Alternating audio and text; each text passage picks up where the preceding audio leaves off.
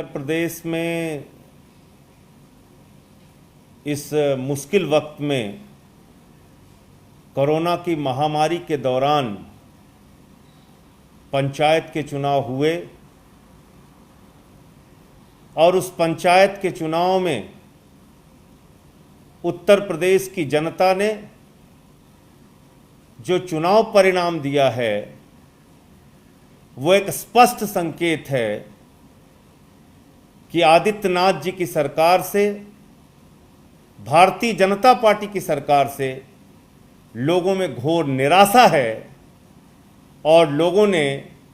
Bharatiya Janata party को पंचायत चुनाव में पूरी तरीके से नकार दिया है। पंचायत चुनाव के जो परिणाम आए हैं उसने ये भी साबित किया है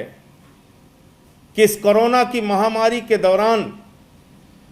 उत्तर प्रदेश की आदित्यनाथ की सरकार शमशानों को ढांकने में लगी रही, ऑक्सीजन बेड का इंतजाम नहीं किया, जांच का इंतजाम नहीं किया और शव जलाने के लिए भी लोगों को लंबी लंबी कतारें लगानी पड़ी। ऐसी मुश्किल घड़ी उत्तर प्रदेश के लोगों ने शायद कभी नहीं देखी होगी जो इस दौरान उनको देखनी पड़ी। इस चुनाव परिणाम में ये वक्त कोई जुलूस निकालने का नहीं है, जश्न मनाने का नहीं है, उत्सव मनाने का नहीं है। आम आदमी पार्टी के 83 जिला पंचायत के सदस्य जीते हैं, 83 जिला पंचायत के सदस्य इस चुनाव में जीते हैं। लगभग 300 के करीब प्रधान जीते हैं, 232 के करीब बीडीसी जीते हैं और पूरे उत्तर प्रदेश के इस चुनाव में 40 लाख मतदाताओं ने, लगभग 40 लाख मतदाताओं ने आम आदमी पार्टी को वोट दिया है। आम आदमी पार्टी के प्रति अपना विश्वास और भरोसा जताया है। मैं उत्तर प्रदेश की जनता के प्रति हृदय से आभारी हूं, उनको नमन करता हूं। उत्तर प्रदेश की जनता ने यह स्पष्ट किया है कि अब शमशान की राजनीति नहीं चाहिए, शमशान नहीं चाहिए, उत्तर प्रदेश में अस्पताल चाहिए, स्कूल चाहिए, मुफ्त बिजली चाहिए। दिल्ली का जो केजरीवाल मॉडल है, अरविंद केजरीवाल जी का जो मॉडल है दिल्ली का, जो सपना हमने यहां बुना और पूरा किया, मुफ्त बिजली का, मुफ्त पानी का, मुफ्त अस्पताल का, मुफ्त स्कूल का, चिकित्सा, शिक्षा, बिजली, पानी के बुनियादी मुद्दों पे जिस तरह से अनुकरणीय काम दिल्ली के मुख्यमंत्री केजरीवाल जी ने दिल्ली के अंदर किया है, उस पर उत्तर प्रदेश की जनता ने इस पंचायत चुनाव में मुहर लगाई। हम अपने पार्टी की ओर से, पार्टी के मुखिया अरविंद केजरीवाल जी की ओर से उत्तर प्रदेश की जनता का आभार व्यक्त करते हैं और इसके साथ साथ जो भी हमारे जीते हुए प्रत्याशी हैं, वो चाहे जिला पंचायत के हों, प्रधान के हों, बीडीसी के हों, इस महामारी के दौरान, इस आपदा के दौरान आप अपने आप को सुरक्षित रखते हुए जितनी मदद उत्तर प्रदेश के लोगों की कर सकते हैं वो मदद कीजिए। उत्तर प्रदेश में हम लोग जल्द ही लखनऊ के अंदर और कुछ बाकी जिलों में ऑटो एम्बुलेंस की सेवा भी शुरू करने जा रहे हैं कोरोना इस महामारी के दौरान, क्योंकि आज ये देखने को मिल रहा है कि अस्पतालों में पहुंचने भी लोगों को कठिनाइयों का सामना करना पड़ता है, घंटों घंटों इंतजार करना पड़ता है। उत्तर प्रदेश के इस कोरोना महामारी के दौरान ऐसी ऐसी तस्वीरें सामने आई जो आपके दिल को दहला देने वाली। बेटा पुलिस वालों के सामने गिड़गिड़ा रहा है, अपनी मां को बचाने के लिए ऑक्सीजन का सिलेंडर मांग रहा है, लेकिन पुलिस के लोग वो ऑक्सीजन सिलेंडर छीन के लेके चले जाते हैं। उत्तर प्रदेश के शमशानों में घंटों घंटे लोगों को इंतजार करना पड़ा लाशों को जलाने के लिए, अंतिम संस्कार करने के लिए। और उस पर भी कल माननीय उच्च न्यायालय इलाहाबाद ने, हाई कोर्ट इलाहाबाद ने टिप्पणी की और कहा साफ तौर पे कि ऑक्सीजन की कमी के बगैर जो मौतें उत्तर प्रदेश में हुई हैं वो किसी नरसंहार से कम नहीं, किसी जेनोसाइड से कम नहीं है। लेकिन अफसोस होता है कि हमारे प्रदेश के मुखिया, प्रदेश के मुख्यमंत्री आदरणीय आदित्यनाथ जी, उनको कहीं कुछ नहीं दिख रहा है। उनको चारों तरफ हरियाली दिख रही है।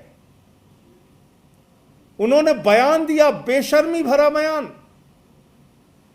और कहा कि उत्तर प्रदेश में ना के बराबर केसेस हैं, ऑक्सीजन की कमी नहीं है, बेड की कमी नहीं है, किसी चीज की कमी नहीं।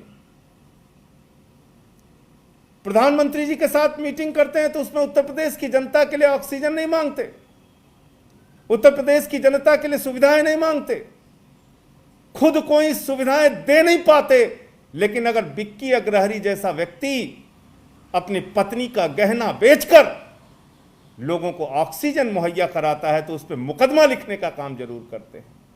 अगर रायबरेली के पत्रकार सच खबर दिखाते हैं ऑक्सीजन की कमी पे तो उन पर मुकदमा जरूर लिखते हैं। अगर लखनऊ के प्राइवेट हॉस्पिटल के लोग ऑक्सीजन की कमी पर गुहार लगाते हैं तो उन पर मुकदमा जरूर लिखते हैं। आदित्यनाथ जी, सत्ता का इतना अहंकार अच्छा नहीं है। सरकारें तो आती जाती रहती हैं, लेकिन जनता के प्रति आपका ये आपराधिक आचरण, ये न सिर्फ निंदनीय है, बल्कि मैं ये कहूंगा कि ये हिटलर शाही से कम नहीं है कि इस बुरे वक्त में भी आप लोगों की मदद करने के बजाय, उनको ऑक्सीजन देने के बजाय उनको मुकदमा दे रहे हैं, उनको लाठियां दे रहे हैं, उनको एफआईआर दे रहे हैं। ये अपने आप में बहुत ही शर्मनाक और तकलीफदेह बात है। सुप्रीम कोर्ट ने कहा है, सुप्रीम कोर्ट की अदालत ने कहा साफ तौर पर कि अगर उत्तर प्रदेश में किसी के ऊपर ऑक्सीजन की कमी बताने पर मुकदमा लिखा गया तो इसको कंटेम्प्ट ऑफ कोर्ट मान के मुकदमा लिखने वाले पर कार्रवाई करेंगे। मैं माननीय सर्वोच्च न्यायालय से मांग करता हूं, अपील करता हूं कि आप उत्तर प्रदेश में जो मामले हुए हैं मुकदमे लिखने के, इसको संज्ञान में लें और उन अधिकारियों पर कार्रवाई करें। जहां तक दिल्ली का प्रश्न है, कल हाई कोर्ट ने टिप्पणी की कि केंद्र सरकार शुतुरमुर्ग की तरह अपना मुंह छिपा रही है, लेकिन दिल्ली को ऑक्सीजन मुहैया नहीं कराई जा रही है। 976 मैट्रिक टन की जो हमारी डिमांड है उसको नहीं पूरा किया जा रहा है। हाई कोर्ट से लताड़, सुप्रीम कोर्ट से लताड़, इलाहाबाद कोर्ट से लताड़, पटना की कोर्ट से लताड़, दिल्ली की कोर्ट से लताड़, कर्नाटक की कोर्ट से लताड़, चारों तरफ न्यायालयों में भारतीय जनता पार्टी की सरकार को केंद्र से लेकर राज्यों तक लताड़ लताड़ और लताड़ मिल रही है, लेकिन उनको कहीं से भी उनकी आंखें खोलने का काम नहीं कर रहे हैं। कुंभकर्ण की मुद्रा में आ चुकी है केंद्र सरकार, धृतराष्ट्र की मुद्रा में आ चुकी है केंद्र सरकार, और लोगों की मदद इस मुश्किल वक्त में नहीं कर रही है। तो मैं फिर से एक बार उत्तर प्रदेश के अपने कार्यकर्ताओं को, जिन्होंने पिछले कुछ महीनों में मुकदमे भी झेले, लाठियां भी खाई, जेल भी गए, लेकिन जनता की सेवा के लिए आगे रहे, पंचायत चुनाव में जनता का समर्थन भी मिला खूब जमकर, और अब हमारी जिम्मेदारी है कि जितने भी जीते हुए लोग हैं, हारे हुए लोग हैं, वो सब लोगों की सेवा में जुट जाएं। 83 जिला पंचायत के सदस्य, 300 के लगभग प्रधान, 232 बीडीसी और बहुत सारे स्थानों पर दूसरे, तीसरे, चौथे नंबर पर रहने वाले प्रत्याशियों को जो पूरे उत्तर प्रदेश में मत मिला है, वो लगभग 40 लाख के आसपास मतदाताओं ने आम आदमी पार्टी पर अपना विश्वास जताया है। आप लोग उनके विश्वास पर पूरी तरीके से खरे उतरिए और इस आपदा की घड़ी में उनकी सेवा कीजिए, उनकी मदद कीजिए।